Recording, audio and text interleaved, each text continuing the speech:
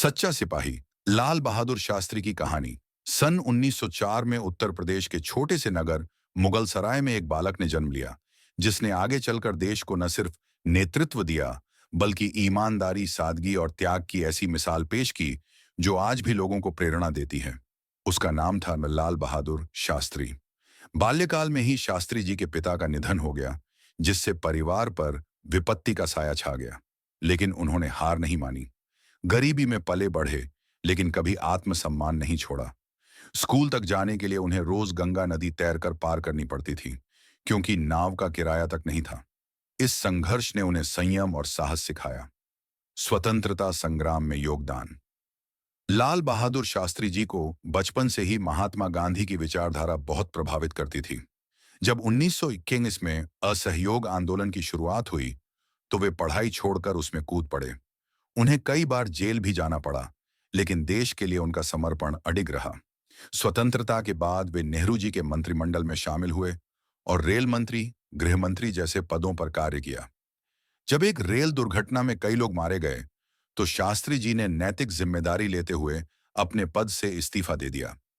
यह उस समय की राजनीति में एक दुर्लभ उदाहरण था। प्रधानमंत्री के रूप में कार्यकाल 1964 में पंडित नेहरू के निधन के बाद शास्त्री जी देश के दूसरे प्रधानमंत्री बने। उनका कार्यकाल कठिनाइयों से भरा था। एक ओर देश में भयंकर खाद्यान्न संकट, तो दूसरी ओर पाकिस्तान से युद्ध का खतरा मंडरा रहा था। शास्त्री जी ने नारा दिया, जय जवान जय किसान।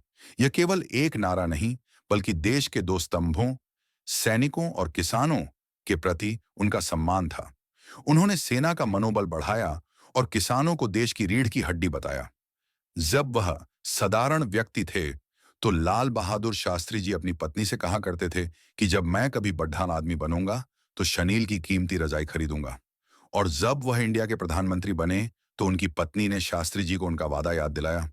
शास्त्री जी बोले, अब कीमती रजाई नहीं चाहिए, क्योंकि मेरे देश के लाखों लोगों के पास पहनने के लिए कपड़ा तक नहीं है।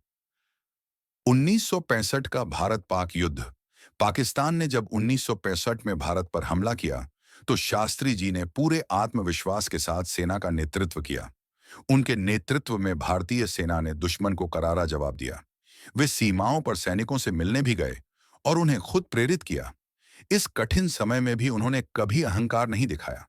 वे कहते थे, हम ताकत से नहीं, सच्चाई और एकता से जीतते हैं। ताशकंद समझौता और रहस्यमयी मृत्यु युद्ध के बाद जनवरी 1966 में शास्त्री जी ने पाकिस्तान के राष्ट्रपति अयूब खान से ताशकंद में शांति समझौता किया। लेकिन समझौते के कुछ ही घंटों बाद उनका अचानक निधन हो गया। सरकारी रूप से इसे दिल का दौरा बताया गया, लेकिन उनकी मृत्यु आज भी रहस्य बनी हुई है। उनके परिवार और कई लोगों को संदेह है कि उनकी मृत्यु प्राकृतिक नहीं थी, यह एक हत्या थी। शास्त्री जी की संपत्ति अगर वह चाहते, तो आज कल के लीडरों की तरह करोड़ों की संपत्ति बना सकते थे, परंतु उन्होंने केवल देश की सेवा की। लाल बहादुर शास्त्री जी कभी अमीर नहीं रहे। उनके पास ना बंगला था, ना गाड़ी, लेकिन वे भारत को सच्चे नेतृत्व की पहचान दे गए। उन्हें मरणोपरांत भारत रत्न से सम्मानित किया गया।